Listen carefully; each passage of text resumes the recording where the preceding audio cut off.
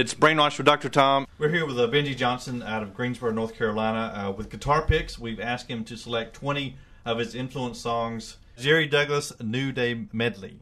Jerry Douglas is a Dobro player. If people don't know what a Dobro is, it's very similar to a guitar. It has 6 strings, and it has a dreadnought-shaped body like an acoustic, but it's got a big metal plate on the front of it. And it's got a big metal cone inside of it up under the bridge that's shaped like a speaker cone. Mm-hmm. And it's called they call it a resonator guitar or a resophonic guitar. And essentially what it does is it makes it louder, like all the acoustic guys, when they would...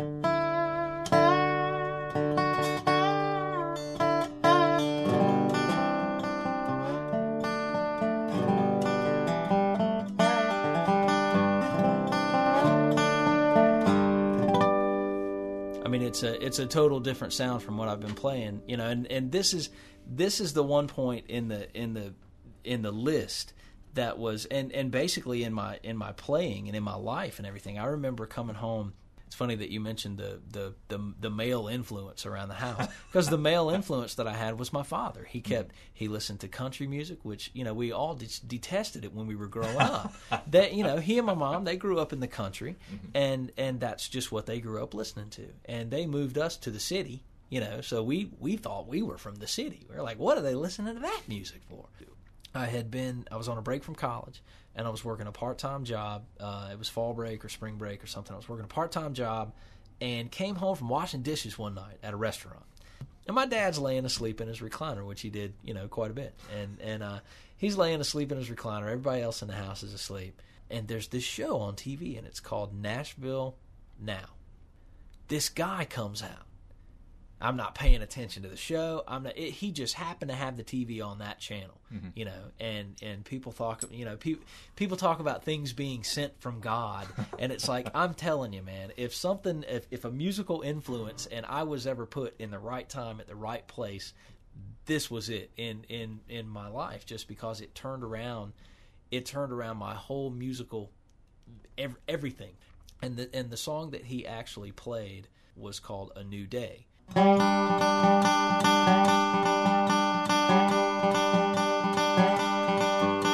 It's got the whole bluegrass thing in the middle of it.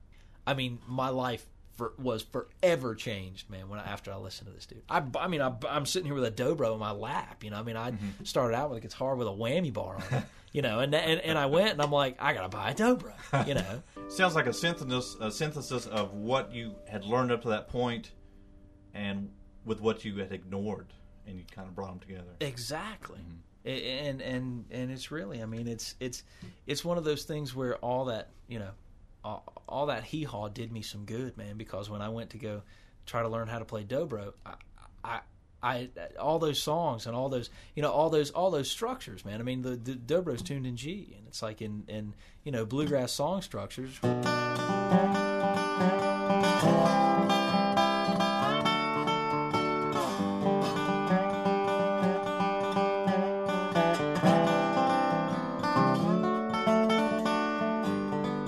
It's like a blues 1-4-5, but it's GCD. If anything, you just switched your whammy to your different hand. What you hear? It's Brainwash with Dr. Tom. We're here with Benjy Johnson out of Greensboro, North Carolina. With guitar picks, we've asked him to select 20 of his influence songs. Tony Rice.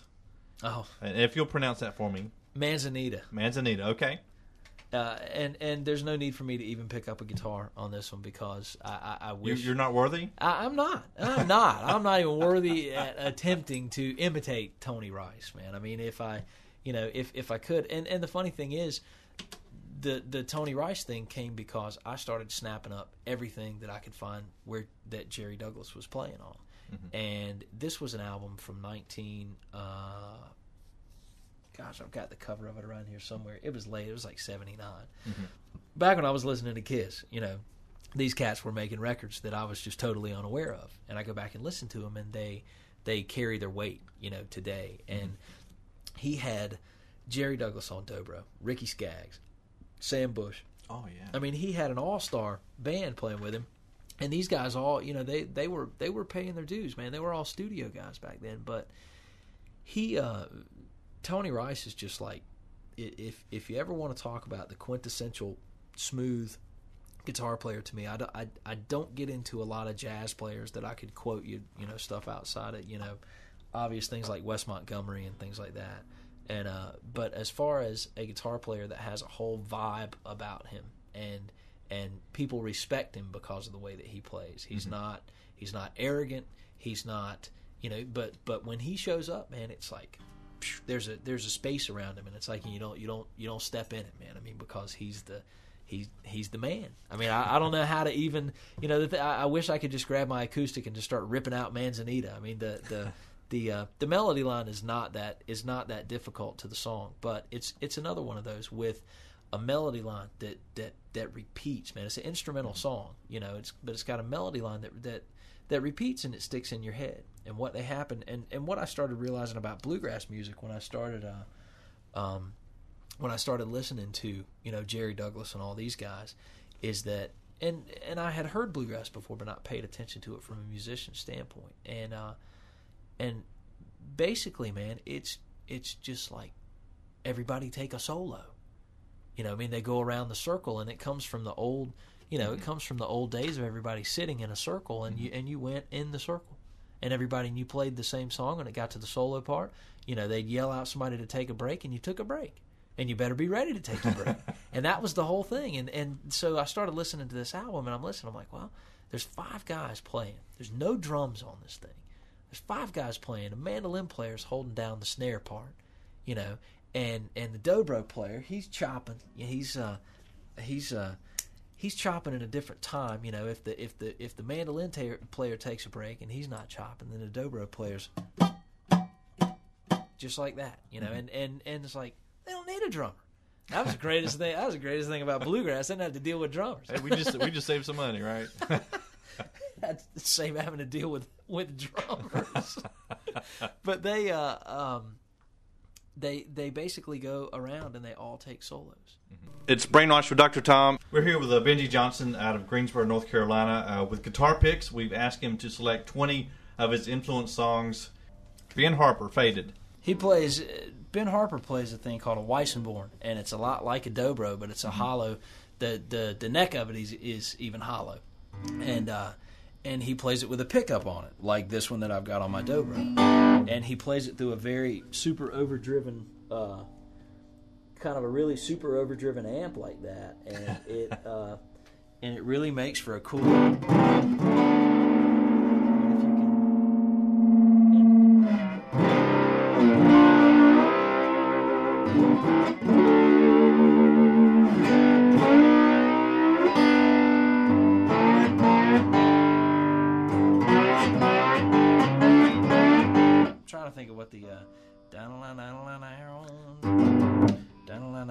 Because it's in a whole. My dobro's tuned in G, and that song is like in E. No, that's fine.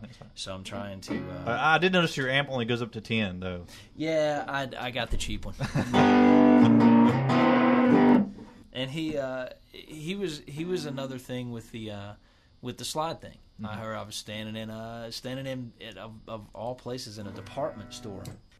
My wife was shopping in the cool hip teen section for clothes.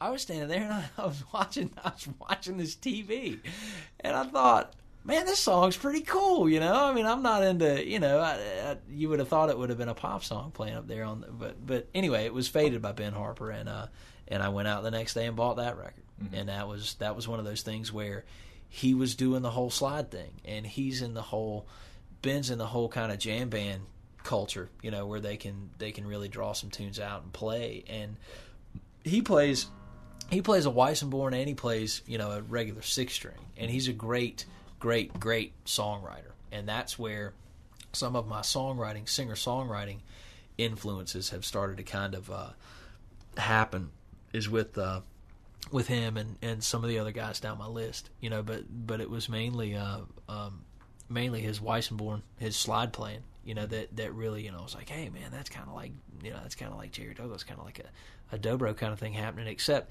it really fused the two schools together.